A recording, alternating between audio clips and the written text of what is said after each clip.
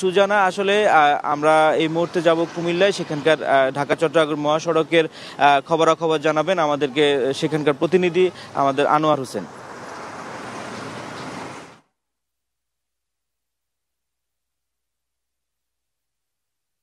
দিদার, আপনাকে ধন্যবাদ। আপনি জানাচ্ছিলেন মহাসড়কের অবস্থা। আমি ঢাকা চট্টগ্রামের যেই 210 কিলোমিটার অংশ কুমিল্লার মধ্যে রয়েছে মহাসড়কে, সেখানে কিন্তু প্রায়শই দেখা যায় যে উল্টো পথে যাত্রা এবং নিষিদ্ধ যে থ্রি হুইলার রয়েছে এবং যে মোটরসাইকেল রয়েছে মহাসড়কের যাত্রা, তাদের নিষেধ থাকলেও কিন্তু তারা অবাধে চলাফেরা করছে, যার ফলে কিন্তু প্রতিদিনই ঘটে যাচ্ছে সড়কে যে দুর্ঘটনা। এবং যে ফুট ওভারব্রিজ রয়েছে সেগুলো ব্যবহার না করে মানুষ কিন্তু মহাসড়ক দিয়েই কিন্তু উল্টো পথে যাত্রা করে এবং হেঁটে পার হচ্ছে।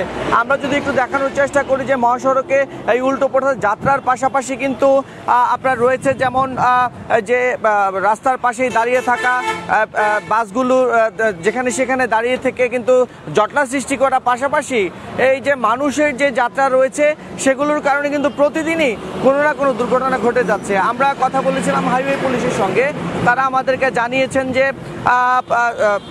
সচেতনতামূলক যে কার্যক্রমগুলো রয়েছে সেগুলো তারা করছেন, চালকদেরকে বোঝাচ্ছেন তারা, এবং যে যাত্রীরা রয়েছে তাদেরকেও তারা বলছেন যেন মহাসড়কে এইভাবে পারাপার না হয়। কিন্তু তারপরেও দেখা যায় যে মানুষকে এটা বুঝে তারা পারছেন না, তারা তার চেষ্টা চালিয়ে যাচ্ছেন এবং আইনি পদক্ষেপগুলো নিচ্ছেন।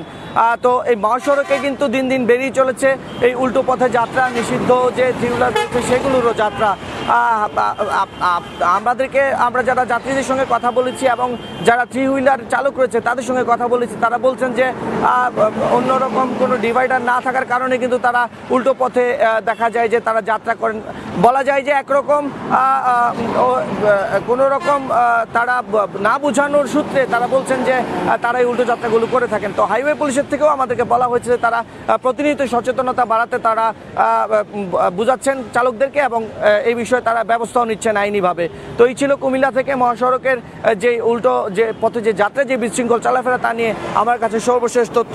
সুজানা।